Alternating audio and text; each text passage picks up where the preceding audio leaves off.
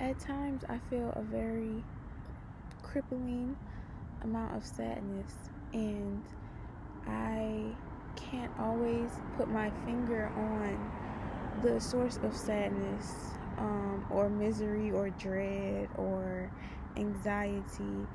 When I go down the list of what could be triggering it, at times there is nothing inherently bothering me or triggering those emotions in me, but I still feel them. So I'll look at my finances. That's not making me emotional or, unstable at the moment. I'll look at my actual health. That's not making me emotional or unstable. I'll look at, you know, like, I go down the list of things okay, well, this is, it's not this, it's not that, it's not that. And there'll still be just this unease. That's probably a better way to put it. It's just this unease. Like, it's like I'm always waiting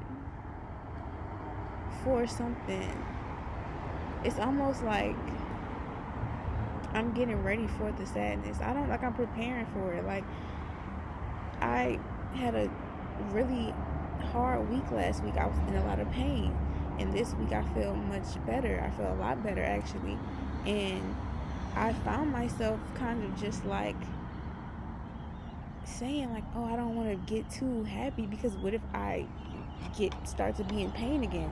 And it's crazy. I stopped myself in the middle of the thought and was like, that's absurd. Because if you can't enjoy yourself while you're in pain, and then when you're not in pain, all you do is brace for pain, there's never any true moments of happiness or comfort or relief or just pleasure. You know what I mean? So that's ridiculous on its own. But to the main point I was talking about,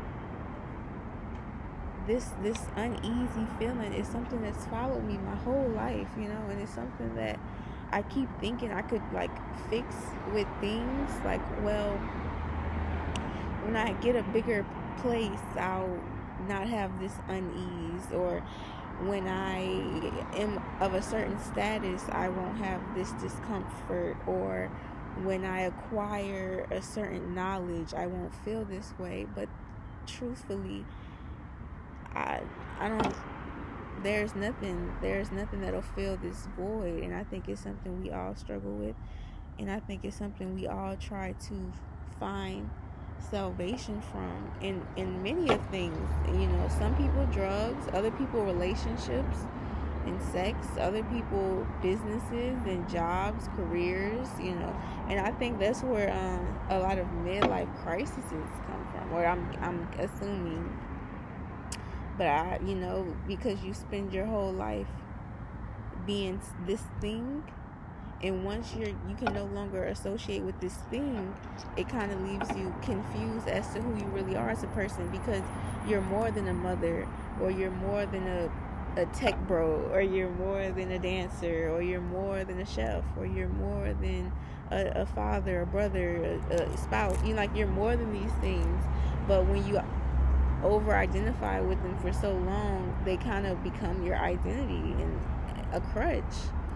And then once you can no longer lean on that crutch, and you have to face, like, this unease you still feel, it's like, what the fuck? Like, my path to motherhood should have settled this unease, or my path to education should have settled this anxiety, or my road to financial freedom should have eased my mind. But you still are left with this just unease, and it's something we all deal with. I know I'm not alone. And at times I will just find myself so emotional and so sad, and so I'm so dramatic. I am dramatic, but it makes, we love the drama. Like, the drama gives the girls a story. Like, sometimes I think about the things I post, and I'm like, I probably shouldn't post that. But it's like, sometimes, you got to give the people what they want. Like, sometimes you have to, like, it's just life. But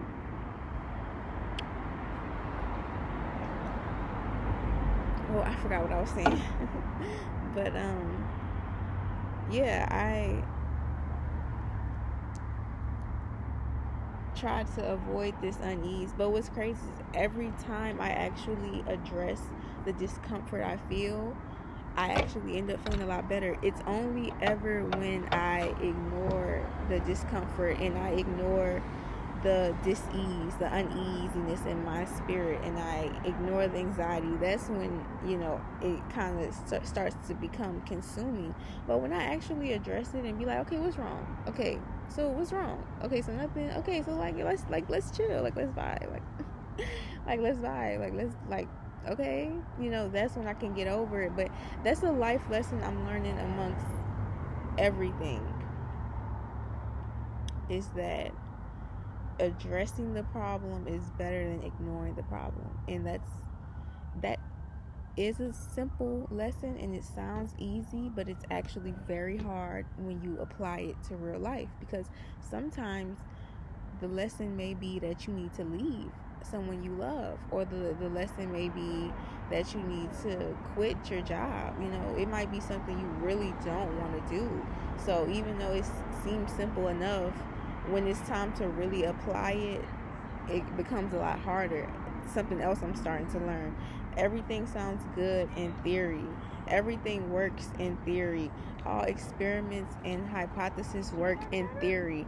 But when you actually do the experiment, test the hypothesis, then you start to see all the holes and the flaws when you actually live out the experience. I remember thinking adults were so I as a child believed adults were so black and white in how they thought. And now that I'm an adult, I understand that they're actually very gray, and there's actually just emotions you don't fully understand at 6, 7, 8, 12, 16. But as a kid, I thought they were very black and white. But as I got older, I realized they're actually very gray, and I was more black and white. My thinking as a child was more black and white, and it lacked context and it lacked depth.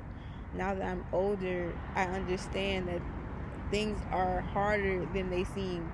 In theory, shit works, shit sounds good, but in actuality, living it out, doing it, it's much harder. It's much, much, much harder. So say what you mean what you say, be who you are for your pride, do what you do, love yourself, address your feelings, address the discomfort, address the, uneasiness in your spirit sometimes. That's what I'm going to do. I'm talking to myself. You can do whatever the hell you want to do, but this is what she's going to do. This is what I'm going to do. But, yes, it's the